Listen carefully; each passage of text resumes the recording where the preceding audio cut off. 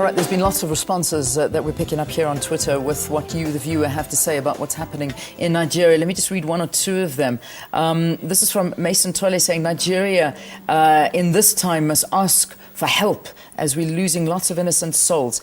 And if there's anything we can do to stop this, let's do it. Let's help. Another story saying, this is from Keith Adam Mohammed saying, Boko Haram is a gang of thugs that have taken over a third of Nigeria. Islam is just a twisted front. That's according to Keith Mohammed. Another one, Nati Grootboom, saying the killings need to be stopped and whoever supplies them with arms must face the ICC. I could go on and on and on, and there's a lot of people that are devastated by what is happening. My question, and I still want to focus on the president, what's the problem? Why are his hands tied? Why is he not speaking out? Why is he not almost waging a kind of war against Boko Haram to stop them? You see, Nigeria is a very complex country, and for you to be a leader over Nigeria, you're going to be fighting a whole lot of different groups, political groups and military groups around. The northern part of Nigeria has its own group of leadership that want to try to control Nigeria quite a lot. So Nigeria is very, very complex. And Jonathan, Goodluck Jonathan, coming in the way he came to be president, he was never elected for any sort of office. You know, he was a governor, but he became a governor by default because the governor was arrested in the UK for money laundering. So he was a deputy, so he became a governor, and then he was nominated to be vice president, and then Shehu Yaradua died, and then he became the president. Yeah. So you have to have a constituency as a leader in Nigeria. You have to have a powerful constituency. You have to have some sort of a cabal behind you to be able to support you. And he doesn't have that. And he's not learned to really play the game of politics in Nigeria like people like Obasanjo, who was the leader before Shehu Musa Yaradua. So you have to try to learn that. But for him, he had to get to a place where he comes out and say, look, I'm sorry, but this is the way we're going to deal with it. But he's not been able to do that. So for me as a leader, he has failed so much. He's lost control of Nigeria.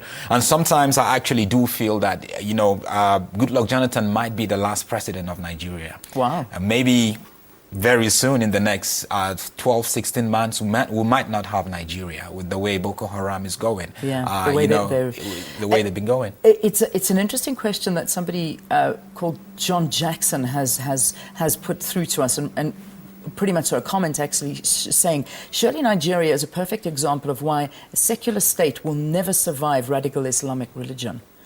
Quite an interesting comment coming out of that. Very interesting comment, you know, because if you look at France also, France is very secular. You know, if you look at certain nations that have a huge Islamic population, and if you look at Islam from a very radical perspective, like we are seeing with the Islamic State and Al-Qaeda, and in Eastern Africa we have the Al-Shabaab, you know, it's going to be very difficult for a secular state to be able to contain it. Nigeria has not been able to. Nigeria is if you look at the northern part of Nigeria, where Boko Haram started, is a city called Maiduguri in Borno State. Now, the whole city right now is there's no cell phone network. Wow. You know, there's no way you could communicate. You have to come out of the state for you to be able to communicate. Schools are closed, businesses are down, everything has just been paralyzed. Kids don't go to school anymore, families are afraid to go out, and then there is Yobe State, which was a part of Borno, but became a state. The capital is Damaturu, the same thing. And at one point, Boko Haram was in charge of the two major cities in Adamawa State, which is Mubi, and also in Borno State. So they've been in charge, and they're really gradually expanding in the last 5 years, I would say, after the death of the founder, Mohammed Yusuf.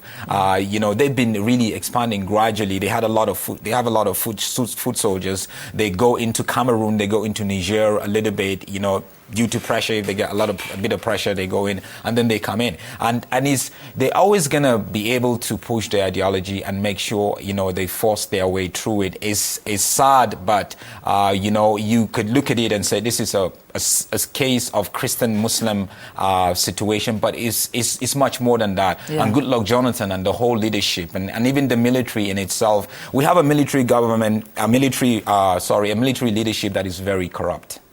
So if we really want to deal with Boko Haram in itself, the first step is to deal with corruption in the military, corruption in the political arena, in Goodluck Jonathan's government. And the president doesn't necessarily have control over the military. I mean, and that's possibly one of the biggest problems, is that, yes, it falls under him, but he doesn't really control it. Is that the understanding? Yes, he's the commander-in-chief of the Nigerian army, but really he has very little control over them, the military. I mean, you see the US not even wanting to give arms to Nigeria, and Nigeria using that as an excuse as to why Boko Haram is running havoc, because they cannot get arms from the states who say that they use them for corruption.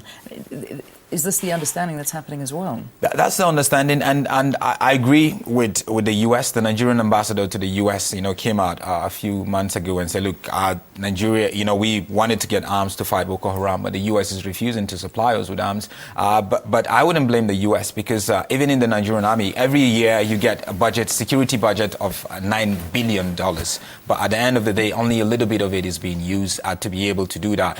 The militaries, they fight against themselves. They divided. There's a lot of moles that Boko Haram is aware of what's going on in the military because of powerful people from the northern part of Nigeria that are behind it. They have their own political agenda, obviously, but now they're using Boko Haram to fulfill their political agenda.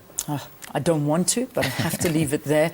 I know that viewers are enthralled at home, and I think being educated as to how things actually work in Nigeria and just understanding the situation that I think we can, in a way, almost describe as a religious genocide at this point in time. But let's leave it there. Thank you so very much for talking to us. I hope you enjoyed that conversation. Solomezane Ashoms is a journalist. He's from Nigeria. He's living here in South Africa. In fact, his family is in the north of Nigeria in an area called Jos. Let's